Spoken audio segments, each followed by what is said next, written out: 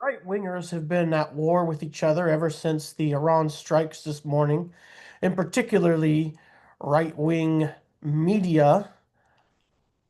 A lot of folks are either against this or for it.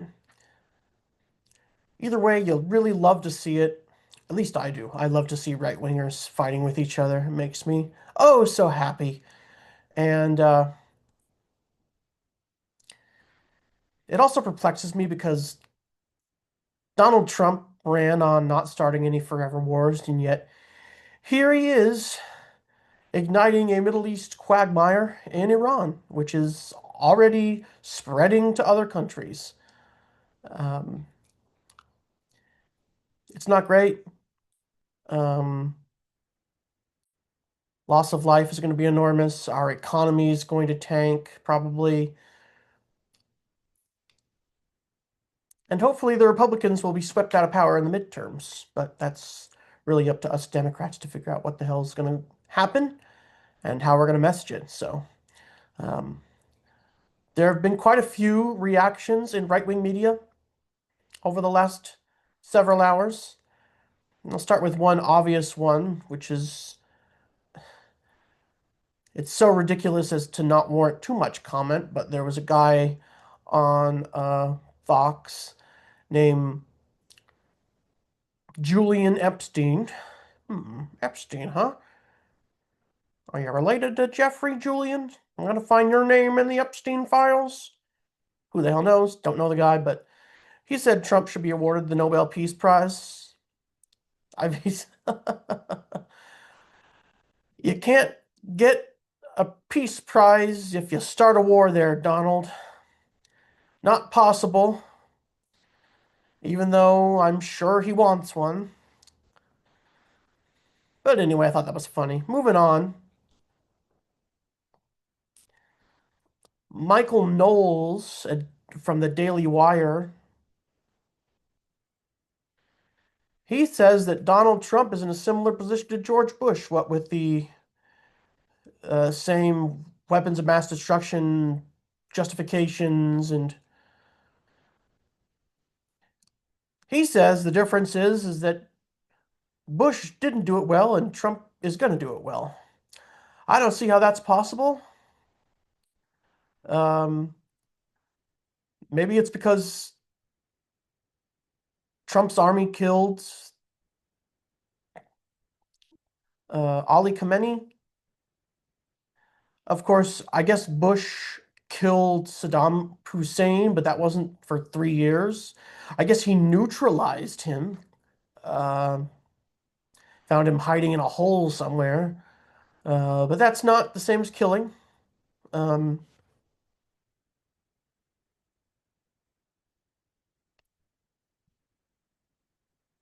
I don't really see how that logic adds up, to be honest. Um, you can't run against Iraq like Trump did and seek to recreate Iraq. That logic also doesn't work.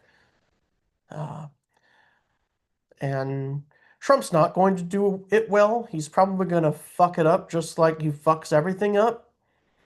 Um, but even if somehow Trump did well, that would be not exactly equal to good policy, now would it? So really, where is the evidence that this time's going to be any different? Good old Michael Knowles, can you tell us that? Um, we also have a guy named Mike Davis who was on the Steve Bannon show, and Mike Davis is really concerned about civil liberties. Lots of civil liberties implications if Trump asks Congress, and he also talked about President's Article 2 power, where if Iran said they were going to attack us, we could attack them. Making wars, I guess the term that he used. I'm not familiar with that particular phrasing, but I'm willing to go with it.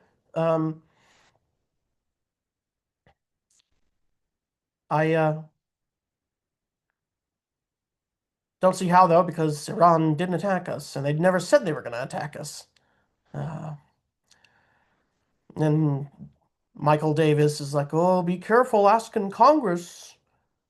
Um, of course, anybody who knows their history knows that the Patriot Act came after we authorized military force in Afghanistan. Um, doing stuff like spying on us, which I thought Trump was against. He certainly wasn't happy when he accused Obama of doing it. So, um,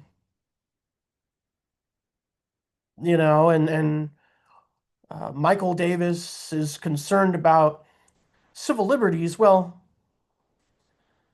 it's only convenient to be interested in civil liberties when it actually affects you or when you think it's going to affect you. Because I don't think Michael Davis was talking too much about the people that Trump's taken out with ICE, either deporting them or beating them up during protests or killing them. Doesn't really seem to matter to Michael Davis then, now does it? It's just, nah, just kind of ridiculous. Um, now we get to see the real fireworks because Mark Levin was on his show today and he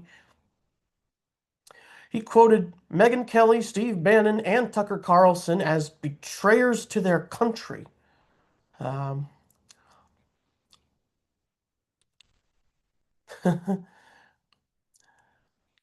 it seems as if the Trump cult is really turning on each other. Uh, I um I don't think they're getting their messages straight anymore. And you gotta wonder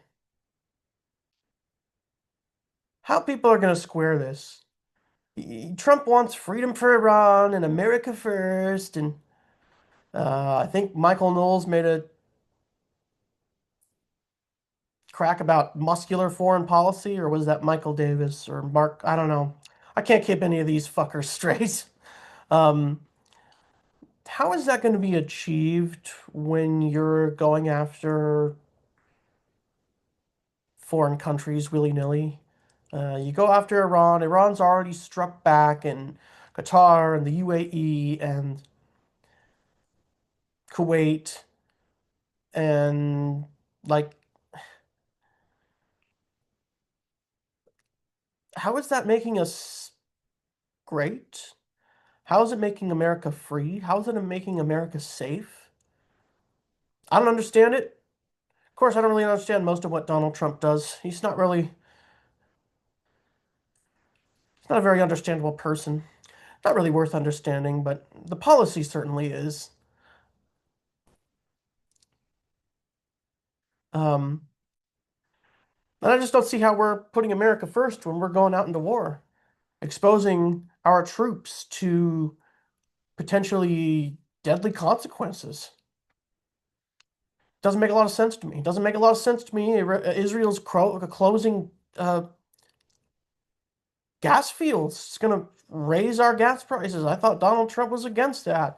It was Biden who raised our gas prices and raised our egg prices, and yet his policies are going to do the same goddamn thing. Um, and like regime changes have never really worked out for us. Throughout history, we took out Mossadegh in Iran, and he got replaced with a Shah who nobody liked. And the Shah got replaced with this Islamic Republic who hates us. And we're just making the situation worse by going after them.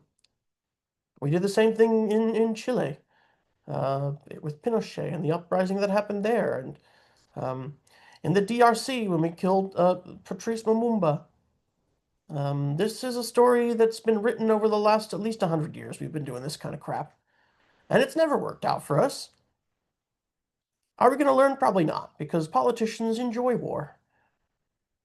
Trump needs this because he needs a distraction from the Epstein files. Um, So yeah, we,